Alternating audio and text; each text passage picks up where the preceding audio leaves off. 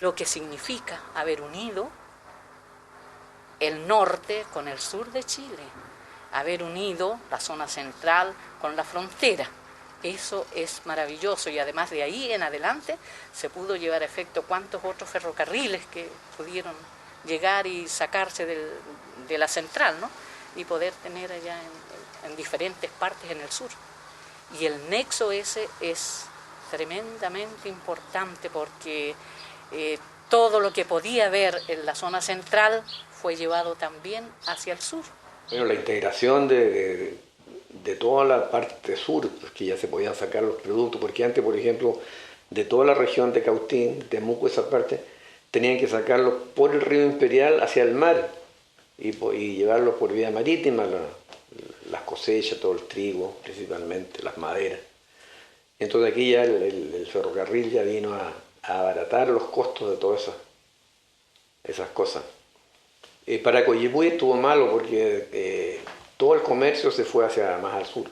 Se vio la necesidad de construir este puente como un requisito para unificar el país, porque los españoles nunca pudieron conquistar a los araucanos, de manera que cuando se independizó Chile, el país estaba dividido, llegaba hasta el Biobío, del Biobío hasta la zona de Villarrica era terreno araucano, y de Villarrica para el sur seguía de nuevo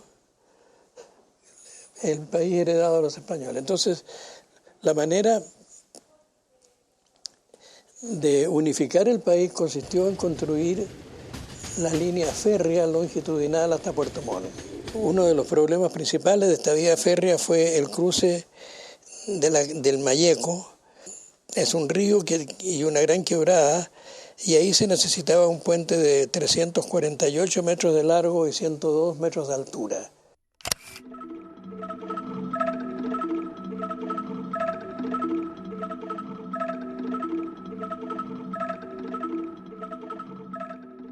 Todavía es el puente más alto de Chile y uno de los más altos de América Latina. Pero pasaron muchos años en todos los trámites burocráticos, presentación de los planos, qué posibilidades, qué no posibilidades, estudios, en fin. Y finalmente ya se aprobó la construcción por Coyipulli, porque los angolinos querían que fuera por Angol, que pasara el ferrocarril central. Y ahí entonces ya el gobierno envió a Lastarria a París, donde estaba como embajador don Guillermo Blest Gana, y ellos entonces se llamaron a concurso para la construcción del puente. Entonces se presentaron solamente 3 firmas francesas, entre ellas la firma de Gustave Eiffel, pero no fue aceptada, y entonces se aceptó la propuesta de la firma Schneider-Creusot. Se demoraron 2 años en Francia en fabricar la estructura, desde el año 86 al 88, y se demoraron otros 2 años en montarla en el terreno, con franceses que vinieron. Se inauguró en octubre de 1890 el puente. Y a todo eso Lastarria había muerto antes. Porque él murió en 1890, pero en julio. Entonces le sucedió como jefe de ingeniero don Eduardo Viñó, que era chileno también, hijo de padre francés, madre chilena. Él fue el que terminó junto con muchos otros ingenieros extranjeros que vinieron. En 1890 se inauguró. Vino acá el presidente de la República. Don José Manuel Balmaceda, ministro, el embajador de España, que era el duque de Almodóvar en ese tiempo, y la madrina del puente, que fue doña Isidora Goyenechea de Cousiño. Ella fue la madrina del puente.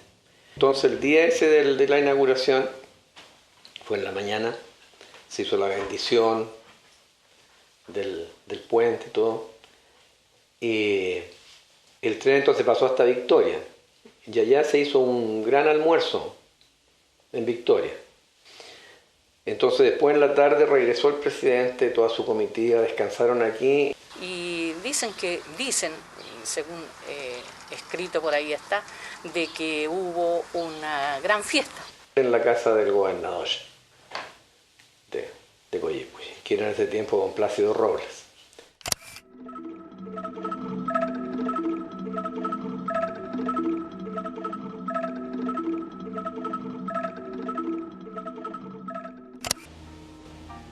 Entonces ahí se hizo un baile en honor de toda la comitiva, que fue grandioso. Imagínense ustedes cómo sería aquello. Un ingeniero chileno que tenía mucha experiencia en acero y que se llamaba José Victorino Lastarria, después de considerar varias posibilidades, llegó a la conclusión que había que hacer un puente, un viaducto que tuviera 4 apoyos, más los apoyos extremos y una viga superior arriba.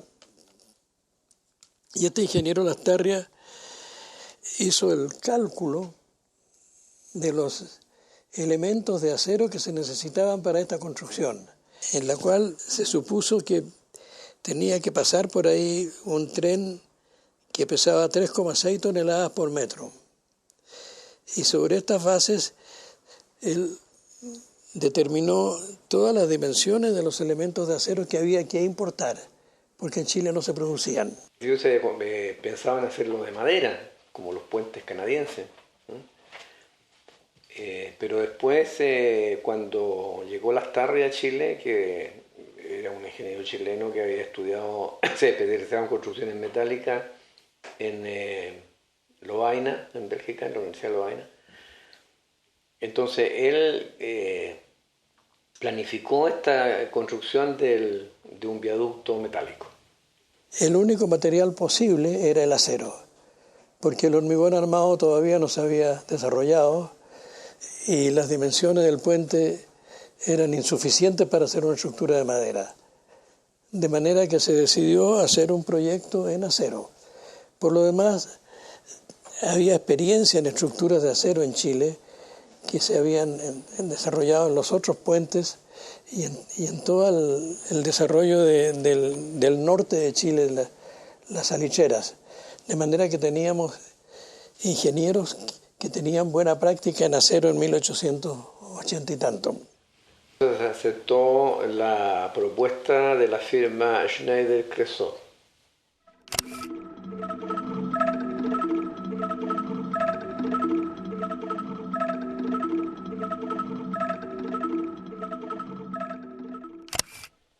Y ellos fueron los que estuvieron a su cargo la construcción del puente que se enviaba en barco desde allá y se iba armando aquí como un mecano.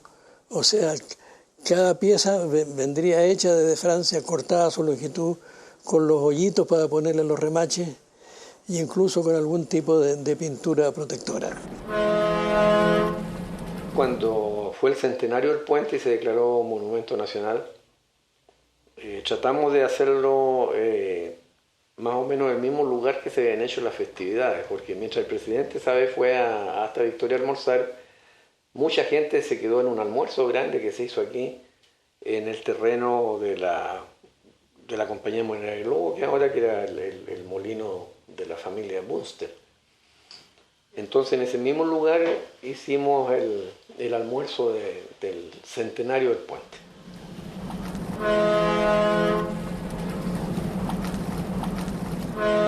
Principalmente el significado que ha tenido la historia de los ferrocarriles en la construcción del país.